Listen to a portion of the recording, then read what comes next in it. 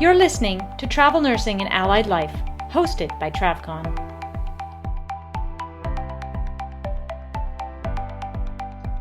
Good afternoon, and I hope everybody had a very Merry Christmas and a Happy New Year. Hi, everybody. I'm Cindy Weiss. And I'm Tricia Novak. And we're here with Newbie News. We hope everybody had a really good year and have starting off the new year. I know a lot of people are trying to get into the travel market right now. So we're going to have a new topic today, and the topic's going to be, is the money worth it? Yeah, that's a great topic now. Very timely with everything going on. It really is. And if you're following any of the Facebook feeds or social media feeds, there's a lot of talk about now different scenarios where nurses are getting into this new pandemic crisis jobs because they want that money, and not anybody can blame you for wanting that money, but are you really ready, and what does it really take to be a travel nurse, and what's expected from you? And of course, forefront for all of our worries and concerns is patient safety. That's definitely something you have to think about, when you're scoping out some of these new assignments. And yeah, that money looks very, very attractive, but there are a lot of long-term things that you really need to take into consideration before you jump into that. Definitely are. And I don't know, like I'm reading more and more that hospitals, if you put in your resignation and they know you're going to be a traveler, then they are making you a do not return to their facilities. So I know the discussion is, well, just don't tell them, but there's so much social media, and I guarantee you, if you're looking at it, somebody you're working with is probably also looking at it. So it's not going to stay a secret. It doesn't matter if you don't tell them or do tell them, because most likely they're going to find out that's what you're doing. Hospitals themselves actually do a lot of vetting of candidates and too, and that is a resource that they use as well too, is social media, because so many people post so much of their lives on there. Mm-hmm. So perhaps a little bit of a cautionary tale too. Be careful what you're putting out online, because what you put out there is pretty much game for the entire world, and you just don't know what the consequences are going to be, for all that. Right. So I was reading yesterday or the day before in one of those sites, and I'm sorry, I can't remember, but I think it may be facilities cancellation, the database that they are following. But it was a scenario from a travel nurse talking about in an ICU situation, because that's kind of the big jobs right now, ICU and med surg. They're very overwhelmed. They're getting tons of patients, when it's normally 1-to-1 or 1-to-2 in those areas, they're getting 3, 4, and 5 patients, and they're all very, very sick patients on drips and ventilators and lines and all kinds of things. So, can imagine taking care of 2 of those, much less 3, 4, or 5. But the scenario was that a nurse who had only 6 months of experience was assigned, and I don't think she was a traveler. I think she was just assigned to that patient. She accepted the assignment. A patient who had multiple drips, multiple lines, including art lines, and was on some kind of machinery. And I'm sorry, I'm not an ICU nurse doing those kind of machines, but one of them I kind of think was a dialysis machine. And she didn't know how to maintain those equipment and those lines. And subsequently, she lost the art line, and something else happened with the machine, and the patient died. So there she is, 6 months of experience, and now her patient is dead. And, there's probably going to be an inquiry and all of those things. So potentially she's going to be done in her nursing career because number one, she accepted that assignment and didn't have the experience. And everybody's like, well, why didn't the other nurse help her? But nobody has time. This is crisis. We are in crisis mode in some of these areas where, you don't hit that floor knowing your business, then you're putting yourself and your patient safety at risk. Yeah, that's a great cautionary tale. Even if that nurse wasn't a traveler, there's a lesson to be learned for newbies about accepting assignments within your skill levels, talking with your managers about what kinds of assignments you're going to be expected to take on that travel assignment. I think that's where the interview process is very, very important, because you want those things clarified right up front, so everybody knows what the expectations of each other are. And Cindy, but I'm hearing so many more and more, these facilities are so busy and the managers are so busy that they're just they're offering assignments, they're offering contracts without even having an interview. How do you feel about that? Oh, that would be a no. That would be a no-go for me. I want to talk to the manager, or I want to talk to somebody in charge. I want to know what the situation is that I am walking into. I want to know exactly what kinds of patients I'm going to be expected to take. I want to know what the floating policy is. I want to know directly. And then that way they're clear about what I'm comfortable with. I'm clear as to what their expectations are, and it's just, to me, another important tool to be able to determine whether or not this contract I'm considering is going to be a good fit for both of us. So Right. I personally would never accept a job without some kind of a phone interview. So just to explain to newbies the pathway that it takes to get there. So you apply for the job, your recruiter sends it in, they say, oh yeah, we're auto offering you a job. And you say back to your recruiter, yeah, but I have these questions. So you're giving to your recruiter now your list of questions that you think you would ask in an interview. And those questions get passed on now to what they call the account manager. So because the account manager is the only person who then can talk with the next step up, which is either your vendor services or your hospital people. So there's a person in between there. So I kind of feel like many times when we're seeing some of these answers, the account manager, who really is not medical and doesn't really know what's going on, is making up answers and giving them back to the recruiter, who's then giving them to the nurse. So I don't really think if you're not talking to someone at that facility, I don't think you can guarantee that you're getting accurate information.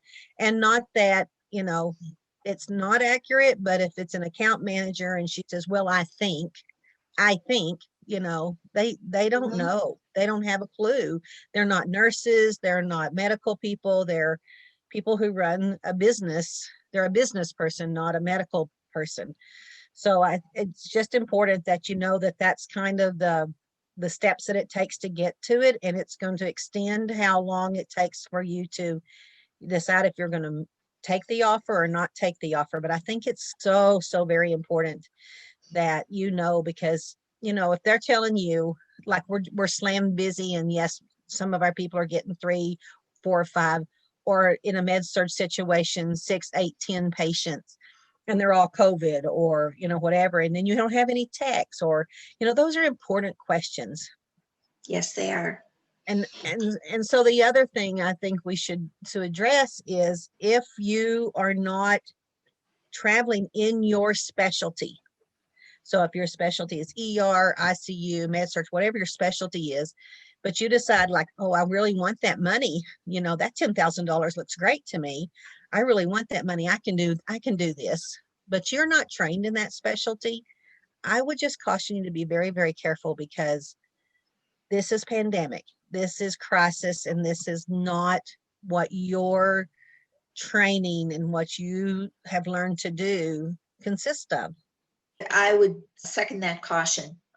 Most definitely. Hospitals are hiring you because they expect you to have a certain skill level, a certain knowledge level, and a certain level of competence that they can just plug you into the situation and let you go.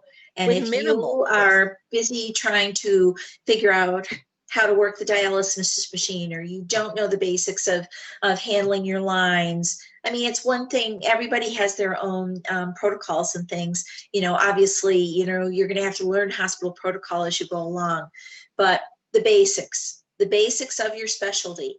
And I think that's why we really emphasize that you need a couple of years of experience. I know when friends and colleagues ask me about it, I tell them minimum 2 years. That's kind of what I say, because those first couple of years in your specialty, you are still constantly learning, and those are the kind of street knowledge that hospitals want from their travelers. So I know it's sometimes very frustrating to someone who's got 6, 8, 12 months of experience. They're looking at all these fabulous contracts with all of this, amazing money that they're offering right now, because they are in such a crisis for a lot of these specialties. But you know what? Is it worth your livelihood?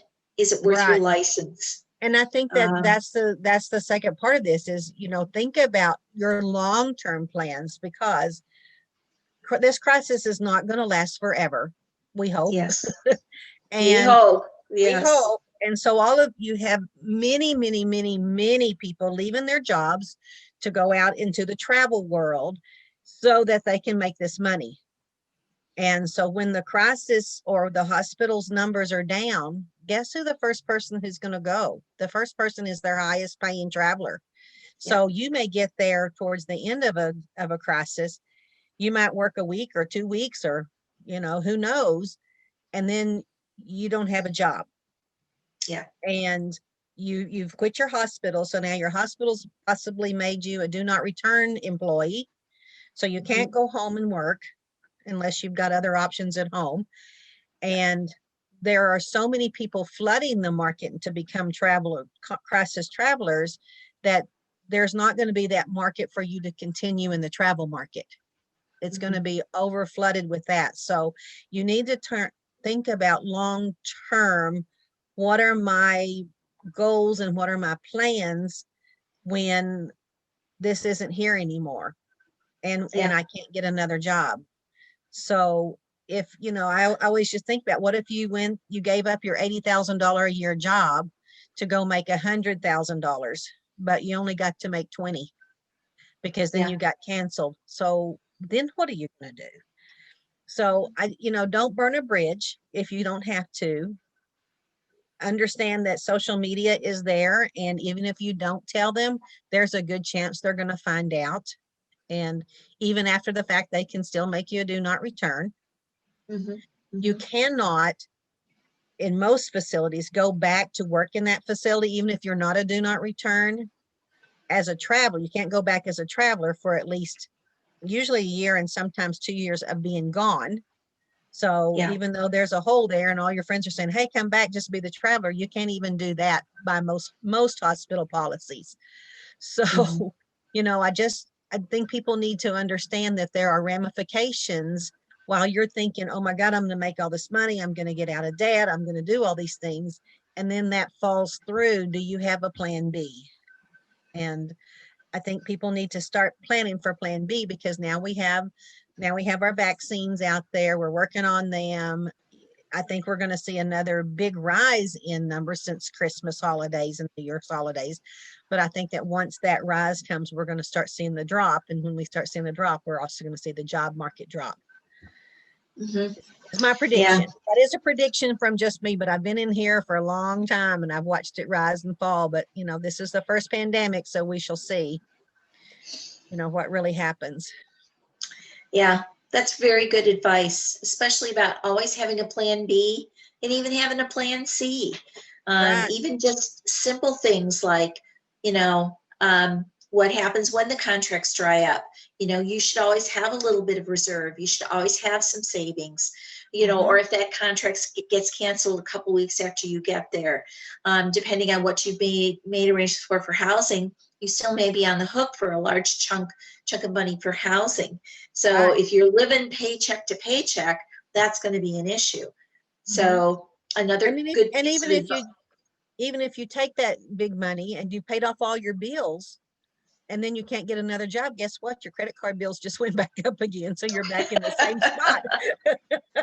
So it's always good to have a reserve. It's always good to be able, it's always good to have that, fall back on, as well too. And always have that plan B, or in even a plan C. to be able to do that. It'll definitely help with the stress level. And if, things happen all the time. And as a Right. traveler, you definitely do need to learn how to swing with, the changes there. It's just it's the nature of the biz. We're both now, I'm going to start my new contract next week. You're already in the middle of a contract, but at any given time, It can be gone. it could all change. It could all change. So, Right. And I just want to just stress, like, you just got to be prepared with your skill level and honest and definitely. really think, you can't just, if you're a rural nurse in a hospital that does just about everything, that's great, because you have to learn to be creative sometimes in what you can do. But then you get to a big hospital who has all this equipment you've never seen before in your life, and you don't know how to use it. And then you start asking questions like, how do I do this? How do I do this? So then when you're asking those questions, the staff is thinking, you don't know what you're doing. Hmm. You don't, and so then the staff does, we're seeing a lot of complaints, like the staff is like treating you badly because obviously you don't know what you're doing. You did know what you were doing in the setting that you came from, but now you put yourself into a setting that you've never seen before. So that's something else to consider whenever you're looking at assignments, like try to match where you came from to where you're going, so that you're not getting thrown into things you know.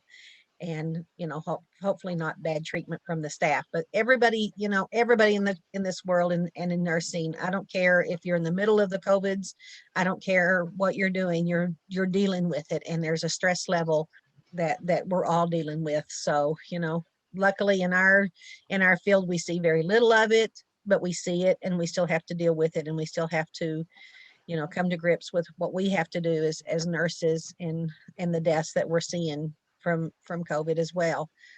Yeah. We're just not there with 8 or 10 patients of it constantly, and 4 or 5 die on you on a shift. Which also, there was another nurse in New York when it first started. I don't know if you've seen this one, but she was taking care of a patient who unfortunately was the wife of a physician, and apparently wasn't quite prepared for what was going on and didn't understand, and that patient died, and that doctor has sued her. So Gosh. above everything else, you have to maintain everything that happens within your board of nursing. So just because it's a pandemic doesn't say you can use the excuse, well, I was too busy or I didn't know, because you still are a nurse and you still come under those board rules. So Yes, please absolutely. just be very conscious about that. And if you're in there and you realize that you're over your head, do something different before a patient dies that doesn't need to have died, and or you lose your license. That's your livelihood, that's your income. You might be that single parent family, and you went to do it thinking that, man, I'm going to get hold from my family, and now you have nothing, and where did your family end up? So I just want everybody to understand that you have to be able to hit the floor doing everything that you need to do in terms of nursing care. You might not know their protocol, or you might not know where something is. Those kind of questions are very acceptable to facilities. But if you're asking them every time, how do I do this? How do I do this? How do I do this? In terms of just technique or skills, then they're going to start questioning you. Yeah, absolutely. So let me throw this question out to you, Trish. Malpractice insurance. Absolutely. You know what? And there's that two sides of the coin, and I've heard both.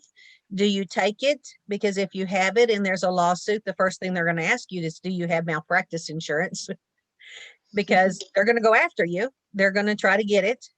And if you don't have it, and they, unfortunately, especially in the travel world, you're going to be the scapegoat. The hospital's going to try to not take the responsibility. Your agency definitely is not going to take the responsibility. So if something bad happens, you're it. Yeah. And if you don't have any insurance to help cover you paying those expenses, hiring an attorney, whatever, then you're also now back to square one, or even less than where you started. So personally, I carry it. I just because of some situations from where you and I just came from, I think it was extremely important to have it. Mhm. And because you never know. I mean, you never know, but even though we say our recruiters back us up or we try to do all those things, if that's outcome is bad, you're out there on a limb, and that limb is almost breaking and you're on it by yourself. Yeah, I think it's especially important for travelers to consider getting medical malpractice insurance. Years ago, people who wanted or needed to sue would sue the deep pockets, which is usually the physicians, usually the hospitals. As Right. a general rule of thumb, Right. nurses weren't necessarily targeted. However, that picture has shifted significantly over these last few years. And so if you are somebody that owns a home, has any kind of assets whatsoever, Right. and again, now as a traveler, you're kind of working as an independent contractor. So it's kind of you against the hospital. Yes, you've got an agency, but your agency's, has probably a limited liability shield as well too. Right. So yes, by all means, I also would strongly recommend that before you hit the road, on your travel adventure, seriously consider about malpractice insurance. It's inexpensive, it's peace of mind, and it's definitely something that I wouldn't be out on the road without it either. Right. And Absolutely. I think that the shift that you're saying is we've become more professionals. So we've been given Yes. more and more responsibilities, and like we have to know what the labs are, we have to know what the ramifications are, we have to know what their drugs are, we have to know if the doctor ordered them right. And they're going to go backwards when they're trying to prove a case. They're going to go backwards, and we're always like the bottom of the line there. Like if we make that mistake, it didn't matter pharmacy made it, we're still responsible for checking the pharmacy. We're responsible for checking what the doctor's right. We're responsible. So as we become more and more professionals instead of caretakers, that responsibility is coming back to us. And I think that's where we're seeing that big shift. Yep, absolutely. Absolutely. Well, this has turned out to be a very gloomy little podcast with all of these serious stories and things, but I think it does raise a lot of really good issues for people to think. It's not all just road trips and glamour when you're out there on the road. And sadly in this COVID world, it's not really glamour out here, because depending on where you are, things are closed down anyway. So you might as well just work or stay home. And I hope everybody really contributes. Stay home, wear your mask, do all those things to help us, be a part of the solution and not part of the problem. Absolutely. And, yes, it kind of is a gloomy thing, but I just want people to really hear that they're, what the whole process is and what it could lead to if you're not careful. And be safe out there, be safe with your funds, be safe with your family, be safe with your patients, and definitely be safe with your license, because we all worked very hard for that license. I know, and with 3 degrees, that's the hardest license I've ever had to get. So yeah, absolutely. Well, we thank everybody for tuning in. We hope the information that we've shared in our conversations has given you some good thoughts, or some food for thought, at least, about considering an adventure out on the road. And as always, if you have any questions or comments, please leave them on the travcon.org site, and we'll do our best in future podcasts to address them. Yes, we will. And we hope that we will see you at TravCon in September in Las Vegas. Yay. So remember and put that on your calendar. We hope to see you there. Happy New Year. Be safe. And we bless every one of you for being out there and doing what we have to do. Absolutely. What she said. Or actually what she said. Which way? I don't know which way the camera's going. It seems so strange we're not in the same place anymore. So yeah, for the first time in a long time, we are not in the same place. We're actually at opposite ends of the country. So we'll be split screening, but still coming your way, hopefully with some good information and occasionally a little fun along the way. So look forward to seeing you next time. I'm signing off, Tricia with Newbie News. And I'm signing off as well, Cyndi with Newbie News. We'll see you later.